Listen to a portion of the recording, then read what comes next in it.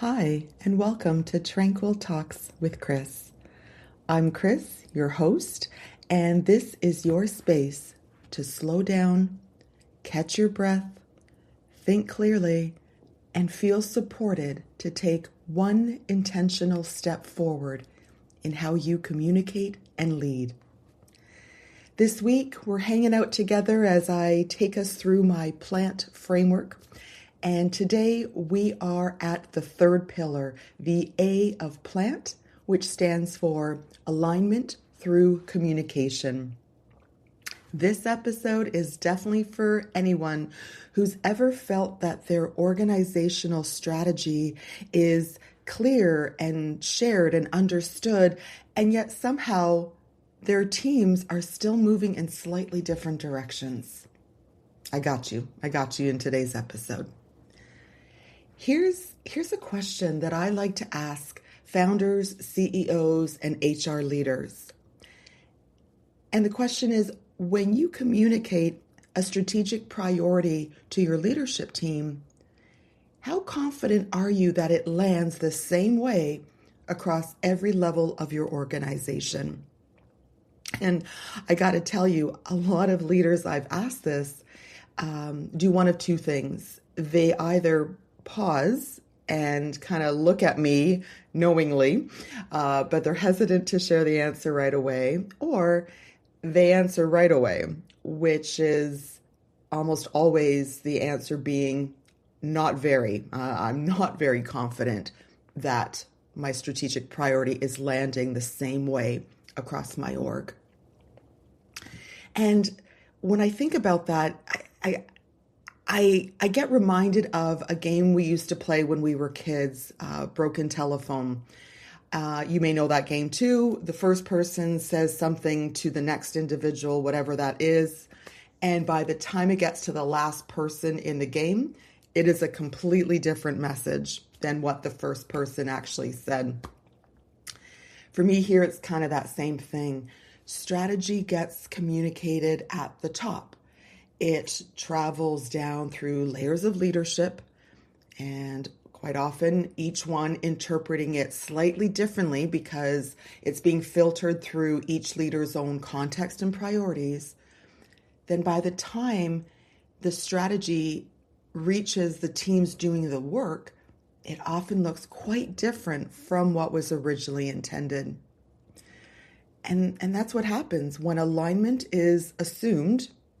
And we know what the word, we know what assume means. That's what happens when it's assumed rather than designed. And in hybrid orgs particularly, where, of course, so much communication happens asynchronously across distance, across time zones, and all too often without the benefit of in-the-moment or real-time clarification, that gap between what's intended and what's understood can be enormous. So, what does alignment through communication actually require? If you've been listening to the episode so far, and specifically yesterday's, I paused here to acknowledge that as I built these episodes, I did it around the power of three, or that's just my natural state, to offer 3 dimensions per pillar. And then not only that, to support you with some insights and thoughts of how to put them in practice with a couple of tips each. So today's episode is no different, and I promise I'm going to stop acknowledging that I'm doing 3 plus 2 each time for the rest of the week. But for today's pillar, alignment through communication, you got it. There are 3 things that I'm going to tell you that this requires. It requires, number 1, meeting clarity, number 2, decision norms, and thirdly, shared definitions. We're going to go through them one by one. All right. The first, as I said, meeting clarity. Here, I'm not talking about having more meetings. That is definitely not the point. It's all about having better meetings. Because every meeting your organization runs is either creating alignment or it's eroding alignment. And meeting clarity, as the words suggest, it means being extremely clear about the purpose of every gathering, whether that's a one-on-one, team meeting, group meeting, what have you. Be very explicit about the purpose of that meeting. Is it a decision meeting?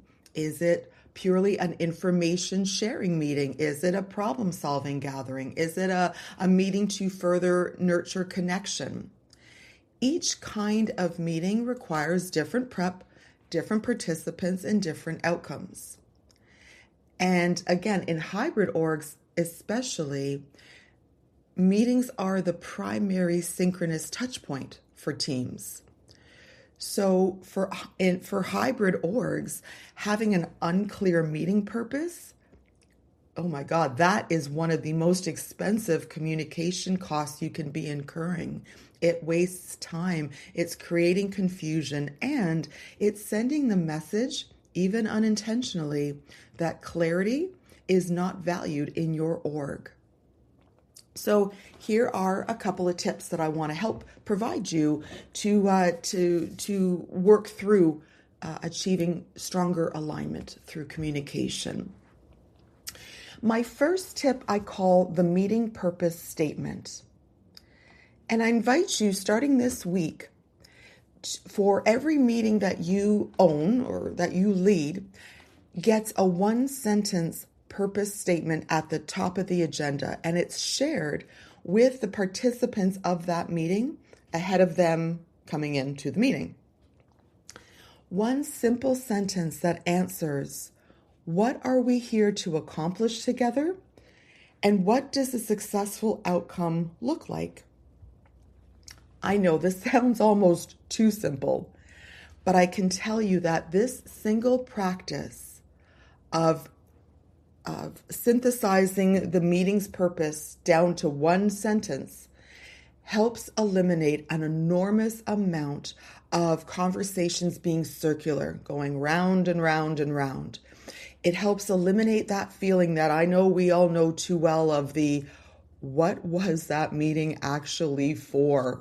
Couldn't this have been an email kind of thing? This wastes so much organizational energy.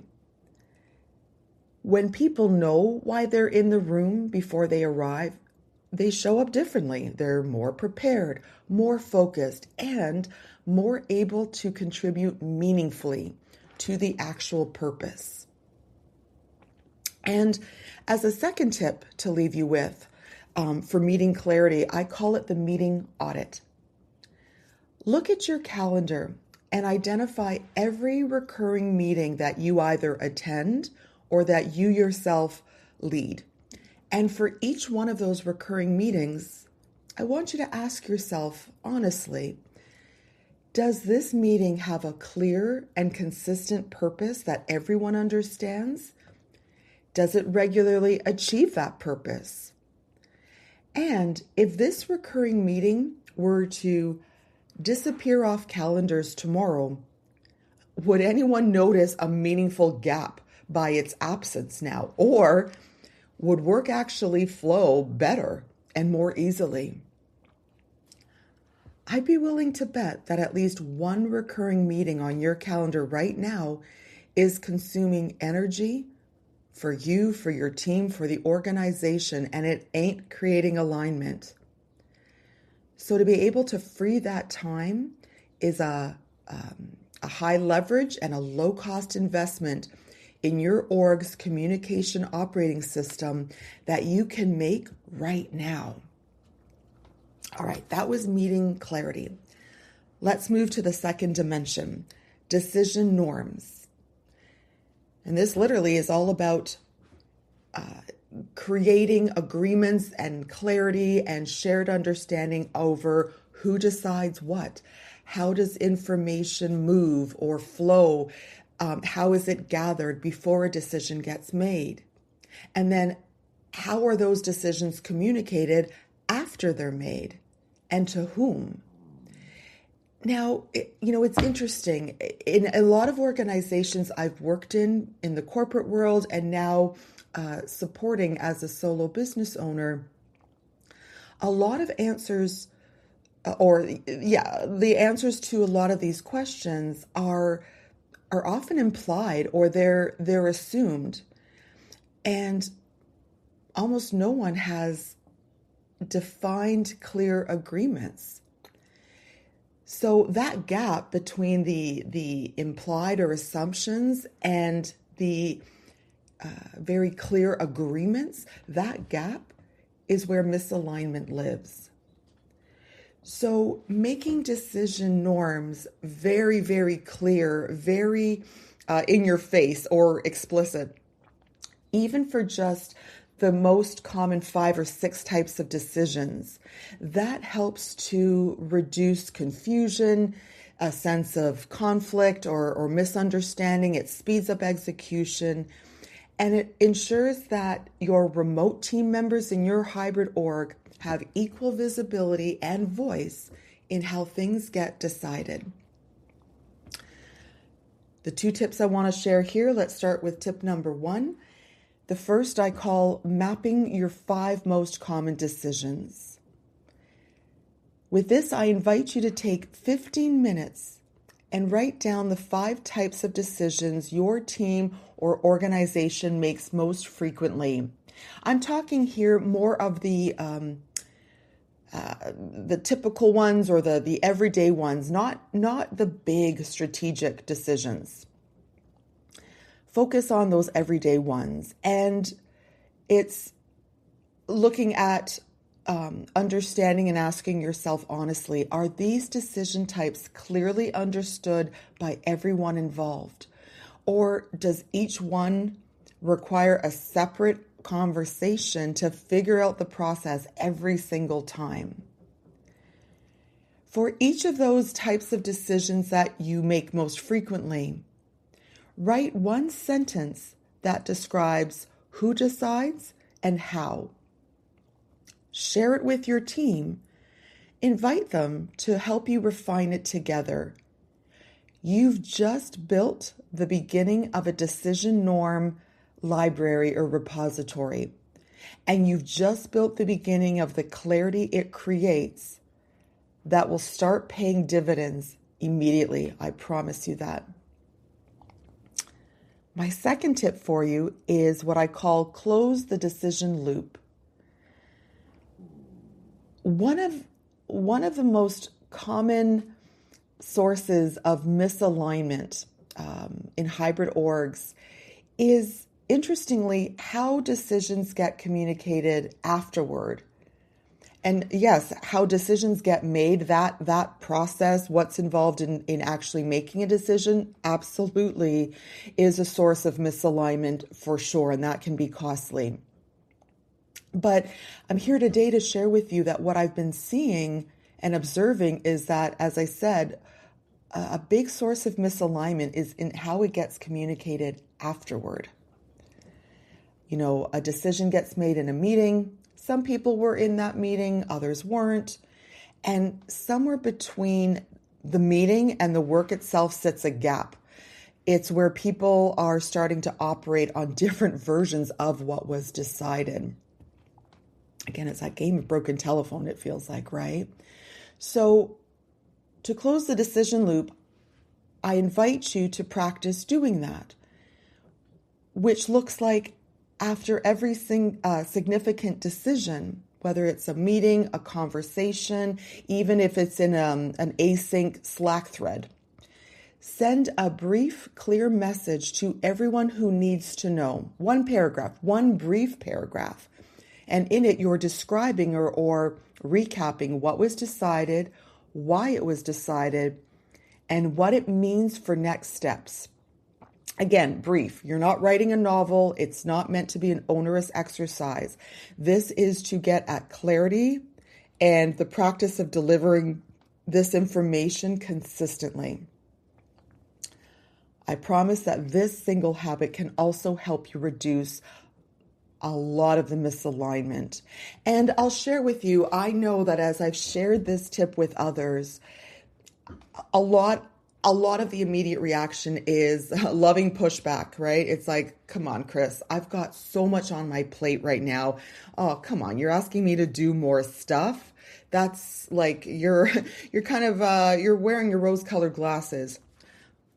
I get it. I've been there myself many, many times over. I know all too well what it's like to feel like you're constantly drowning.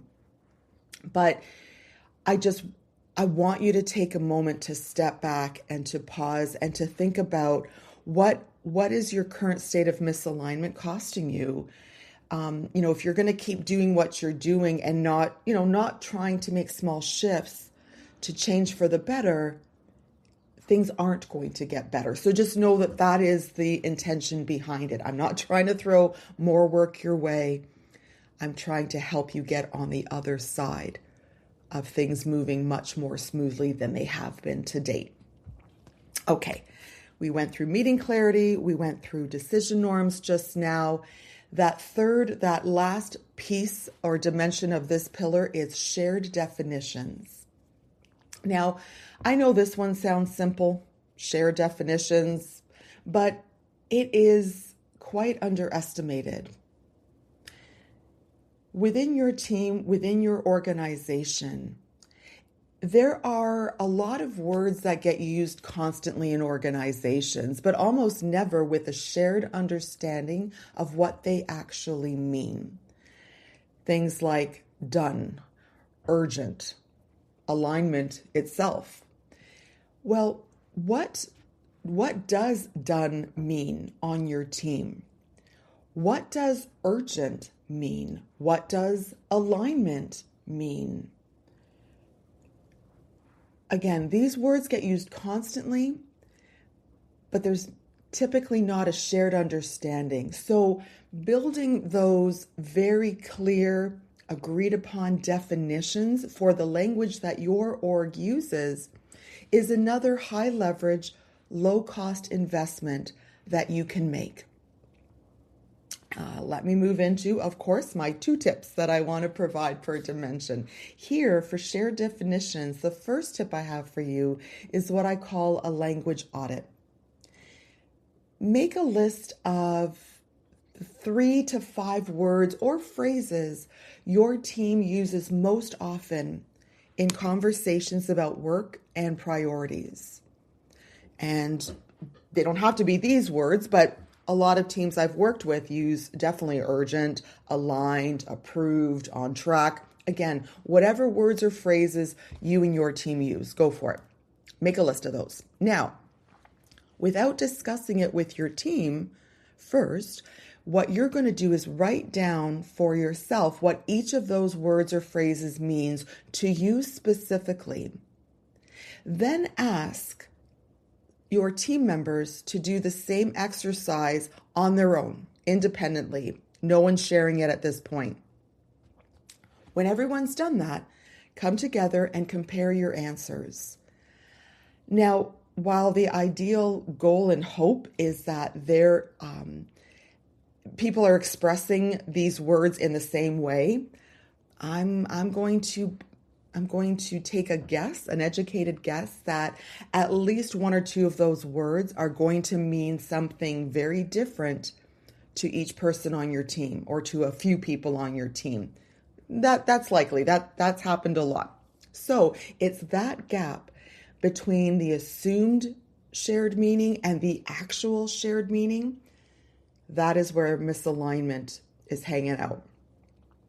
And closing that misalignment gap, closing the gap between the assumed meaning and the actual meaning, it's as simple as having an honest conversation about what you each actually mean when you use those words. And as the last tip I want to leave you with for this, it's to create your team's shared language document.